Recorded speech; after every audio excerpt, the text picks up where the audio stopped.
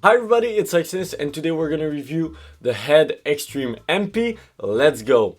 So we have already reviewed every major brand spin racket. So what I mean by that is that we've tried the Aero, we've tried the V-Core, and we tried the Shift. So I think it's now time to go with Head with this Extreme MP. And so like I said, this racket has a huge spin potential. Actually, it's meant for that. So I think this racket is going to be good for grinder at the baseline.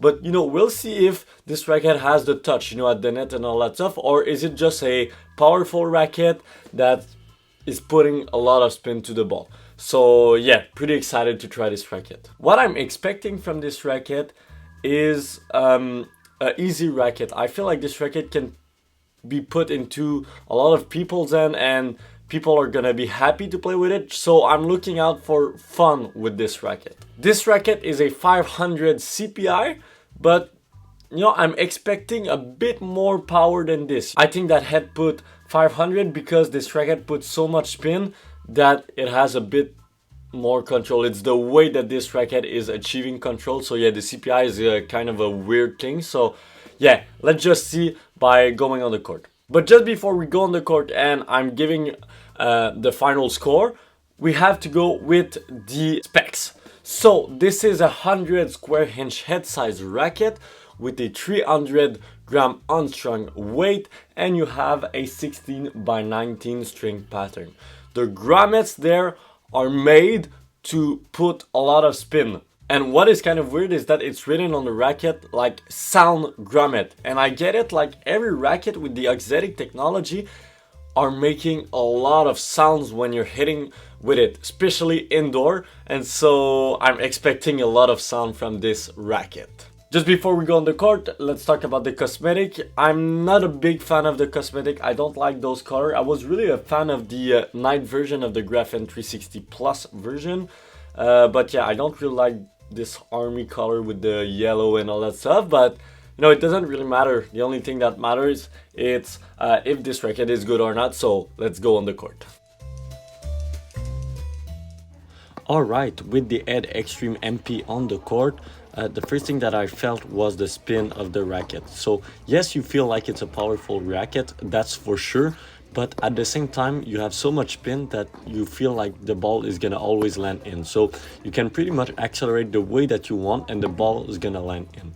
And the racket forces you to hit with a certain shape to your ball. So it's really tough to hit flat. Even when you're trying to go with that big liner, it's really tough because the spin is going to be there. So you have a lot of security, margin for error when you're playing from the baseline. So it's really cool. So I understand the 500 CPI. For the slice, it's not the best, but I would say that it's fine. It's not the best, but at the same time, it's doing the job.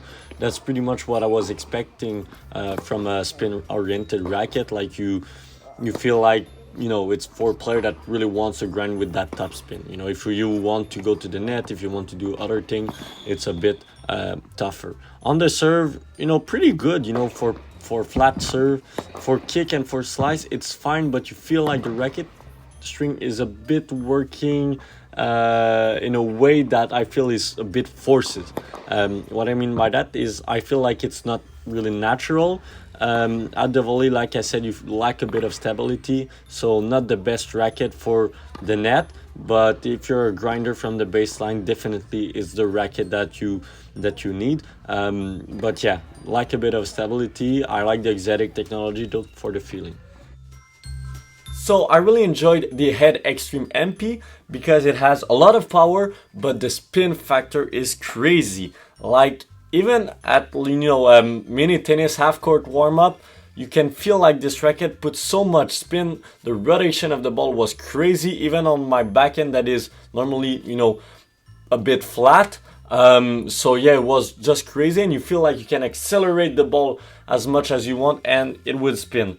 So I would recommend this racket not only to people who like to put spin, but also to flat hitter that want to have a bit of spin, because I was trying to hit flat and it was creating the spin. So it was pretty cool. And one thing that I really like also with this racket, when you're slicing, obviously it's not the best racket for slice, but it's not like, for example, you know, the Yonex V-Core. You know, the Yonex V-Core, you're feeling when you're slicing that the string is moving through the grommets. And it's normal because it's a spin racket. But with this one, you feel like the string stays in place and you really feel the ball cutting your string. So for that, it's really good. Really good for serve. At the volley, not the most stable, but I mean, it's doing the job. But I wouldn't recommend this racket for double player. It's more for a single player, or, you know, people that want to grind from the baseline. So if I have to rank this racket, I would give to this racket, it's a solid, you know, a solid note of 8.73 out of 10. Thanks to Tennis Tech for giving me this demo. Without them, it would not have been possible. Don't forget to like, to comment, and to subscribe, and see you next time. Bye bye.